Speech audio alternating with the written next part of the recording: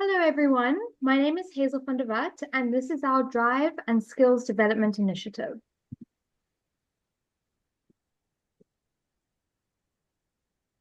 In South Africa, the statistics for domestic violence are staggering, with up to 50% of women who have reported being abused by an intimate partner. We decided to focus our initiative on those women affected by this abuse. We are empowering women to learn the skills they need to support their children without relying on abusive partners. Hello, my name is Faye, and I'm going to be reading the abstract. Abstract. We'll be working with the Saki Bachman Center for Women and Children, and we'll be doing a drive for the following toiletries as part one of our initiative: soap, toothbrush, toothpaste, and sanitary pads, deodorant, body lotion, face cloth, and shampoo and conditioner 2-in-1. Part two of our initiative is a skills development program where we'll be partnered with the Makery to teach the women of abuse to make 3 designs of the summer range jewelry. The Makery outsources the materials, teaches the workshops, as well as pays the women for their work. Hi, my name is Chrisley van Zyl. So many factors impact life within communities, from economic to social factors. Using a community-led development model, we can help groups to realize the full potential of their communities. This model is applied to communities who are seen to be stuck or have feelings of powerlessness. Intervention takes place at grassroots level, and the community members take center stage as the main participants. We gain information about communities through observation or doing needs assessments. We can also make use of primary information, for example, speaking to community centers, or make use of secondary information, for example, newspapers or social media. We chose our community and then made use of primary and secondary information to decide on our action plan and target group. Our chosen shelter is situated in one of the highest crime rate areas in Cape Town, and I have assisted more than 100,000 victims of domestic abuse over the past 16 years, while presently seeing a 65% increase in women and children from the community seeking assistance. As psychosocial workers, our role is facilitators. We are there in a supporting role to empower and equip the community members by raising the community's members' capacity to help themselves to become unstuck, regain power, and work towards a sustainable change. For example, linking the community shelter to resources for a jewelry workshop that can help to build skills and provide an income for women to become more independent. As we proceed with our action plan, it can lead to using skills and experiences from outside of the community, thus bringing in more people and organizations to the table. To ensure that the action plan stays on track and works effectively, we need to clearly outline what we will do. We will also need to set out our goals and expectations from the start with all the participants, clients, and community. This sets a foundation for further operation arrangements involving the community and outside clients. This is also emphasizes the executive role of the community. The toiletry drive. How? Opening drive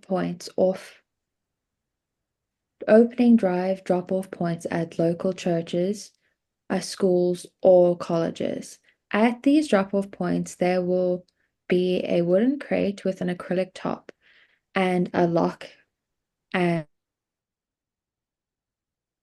a space big enough to slot in items like a mailbox. There will be an informational poster above the box to catch the eyes of the passers-by.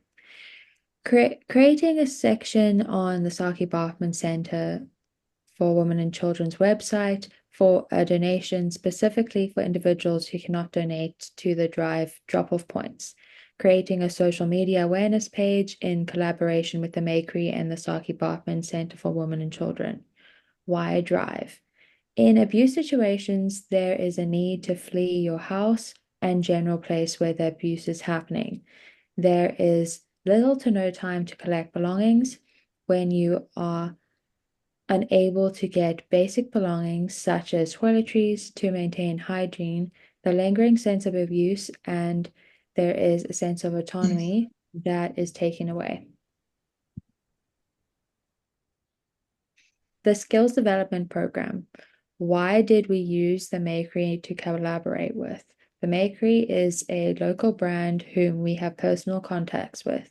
They are reliable and provide materials, training, and wages for the trained staff to go on from there and spread their wings.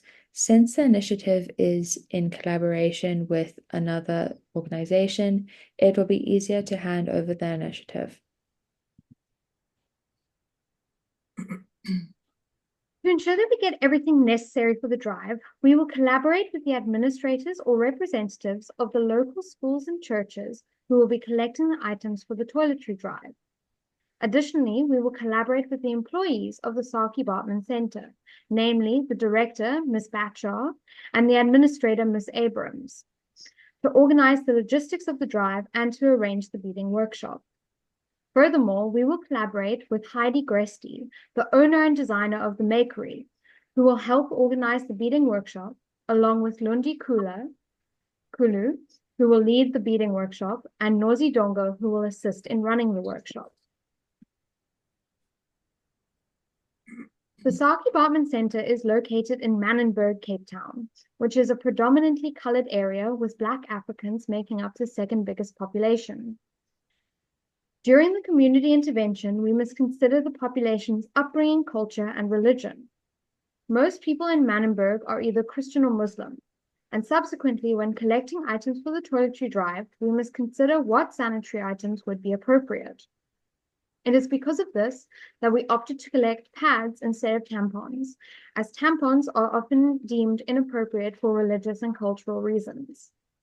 Additionally, we are aware that certain people may not be able to use the shampoo and conditioner combination that is included in the toiletry hampers because of different requirements for different hair. However, we felt as though we should still include the shampoo and conditioner in the hamper so that those who are able to use it can.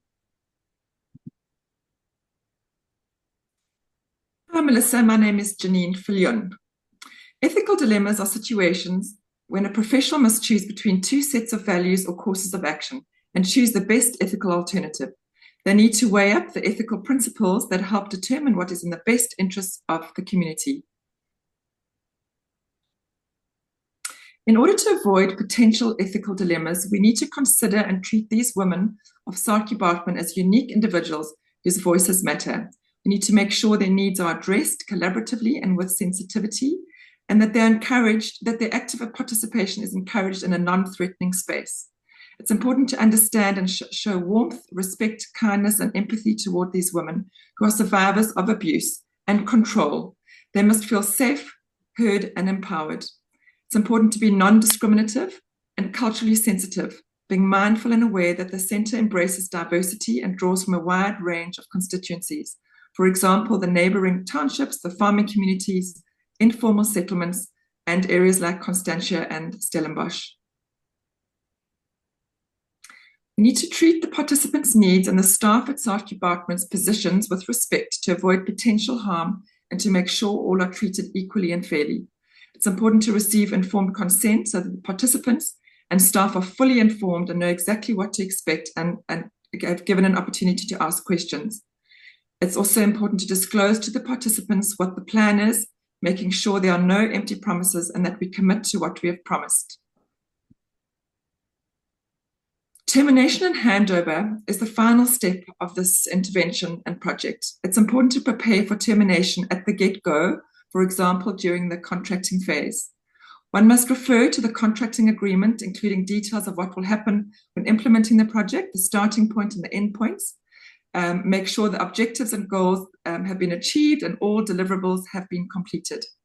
It's important to make sure the person or the team who will take over and run the project understand their role and who will take over the relationship with the Makery, the churches, the colleges, the schools, and who will be responsible for the toiletry bag collections and deliveries at the various points. It's important to collaborate, empower, and equip those who will link this project to its resources. Make sure the identified staff members are comfortable with and understand how to run with the project smoothly and successfully before we leave and terminate this intervention. Thank you very much. Thank you to Faye, Hazel, and Chrisley. It was lovely working with you. It was lovely working with you guys too. The same decide. Sure.